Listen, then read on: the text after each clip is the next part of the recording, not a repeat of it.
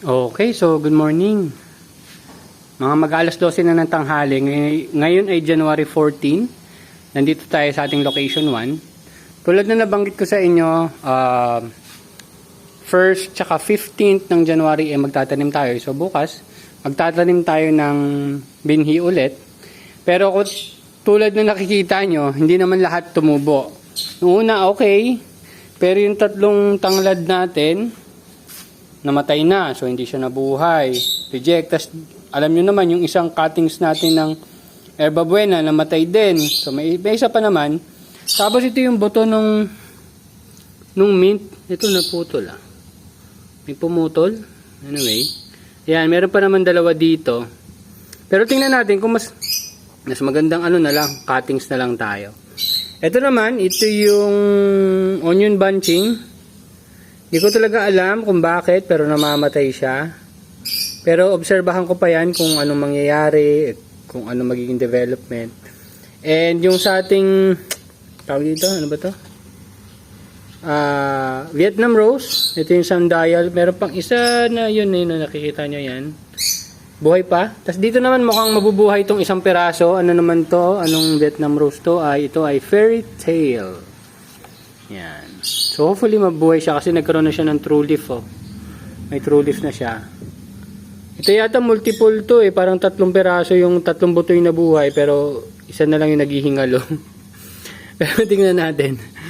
Anyway, ayan. So ito yung mga seedling bag na gagamitin ko. So magtatanim ulit tayo ng tanglad. Ganon, pares pa rin yung setup. Dito may namatay na isang tanglad, so papalitan natin yan. Ito yung aso ko. Gusto niya ng tanglad. Wag. Yan yung aso ko. Tapos sa basil naman natin.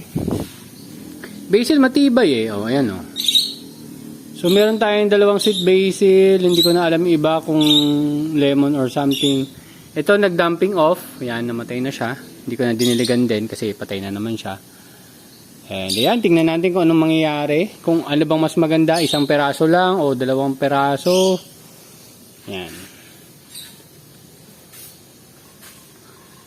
Naghahanap ng tanglad tong aso ko Bigyan natin tanglad. Ito, peko. Kainin niya yan.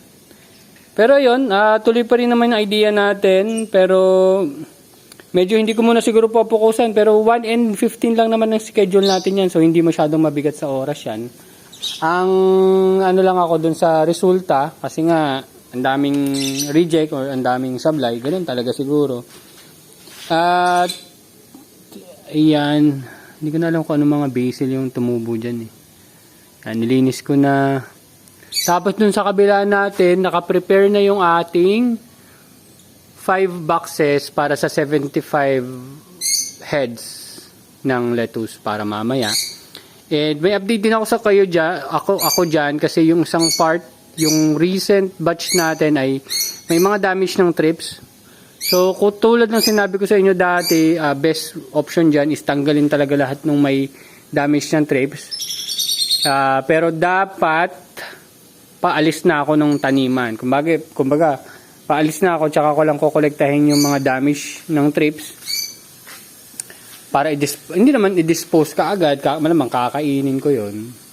Sayang din depende sa laki. Pero maliliit lang naman yun nandun.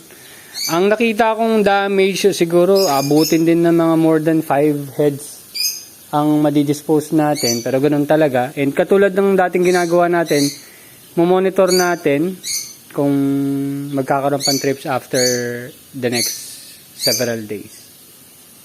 Ayun lang.